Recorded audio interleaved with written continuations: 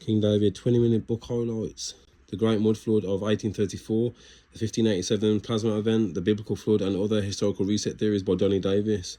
Notice the biblical floods there mentioned. Okay, I can link here the biblical events to historical events. Okay, so you got in the book of Daniel, it says that they're going to change times and laws. Who is they? The ones who took us over. Okay, the ones who are against the Most High and His ways. All right, they're going to change times and laws, and they did. We went from the following the Hebrew calendar to the Gregorian calendar. It's a feast of Purim now, or Hanukkah, some people say.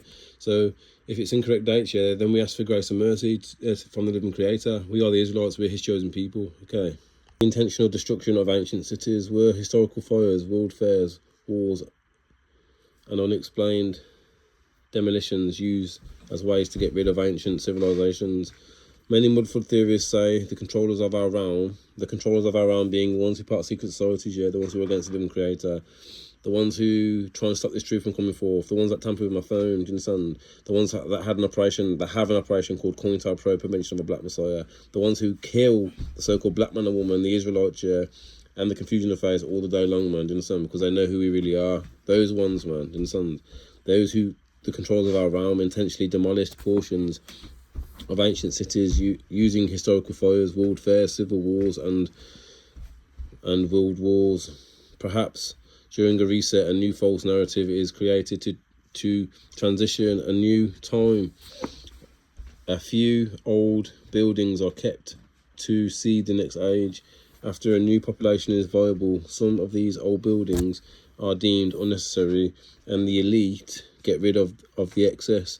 If populations are to live in a new age with new building styles, new fashions, and new lifestyles, the old style must go. And that's what they did, man. Don't forget Webster's 1828 dictionary definition of what an American is: a copper-colored tribes found there by the Europeans. You cheeky man. Christopher Columbus, yeah, took Louis de Torres, who was a Paleo-Hebrew Aramaic interpreter, to communicate with the tribes already there, man. All right, in the Americas. Were ancient cities intentionally demolished under the guise of historic fires. Many mudflood theorists claim that the sections of the old ancient cities were intentionally destroyed under the pretext of fires. They believe that parts of a reset is getting rid of old structures after they are not needed for modern society to sustain itself. Perhaps the deep state had to prepare for a new industrial age. Part of that job was destroying old buildings to make room for modern cities with steel cube buildings and factories. If incredible old architecture was kept around, people might question the mainstream historical narrative that the past civilization was primitive without technology.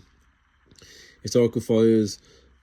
So I just wanted to pause it for a second, yeah, and let you know, like, obviously we've mentioned this before, but they're lying to you on so many levels in this realm that we live in.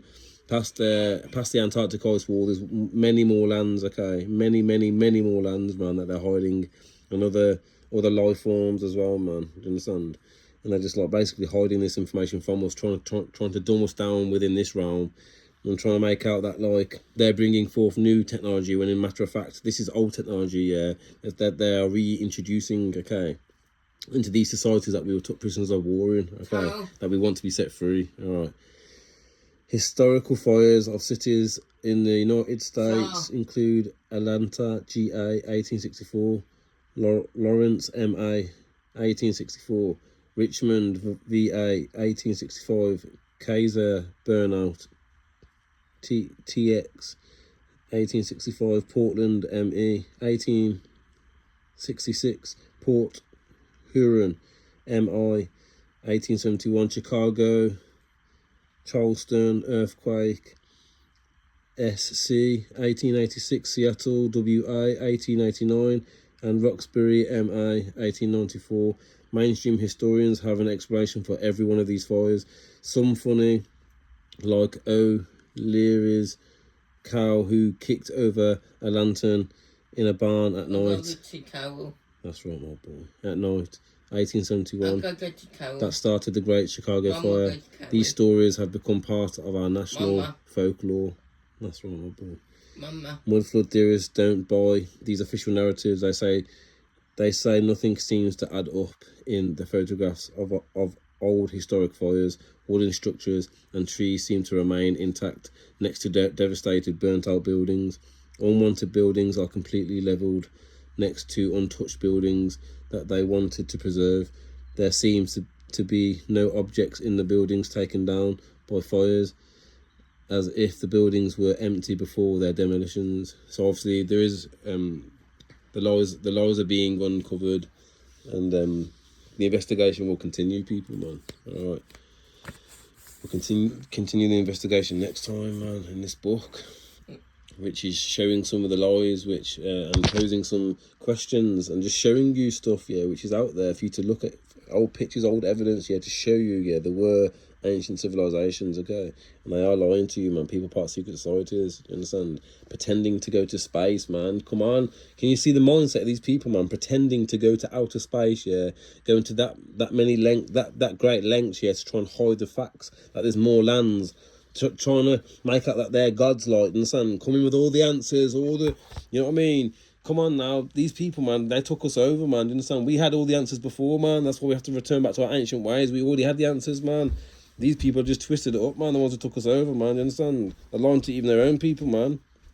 What a load of jokes, man, this society is, man. The kids, man, they got no hope, man. They've got people like that leading them, do you understand? Anyway, till next time, Shelly, in and peace.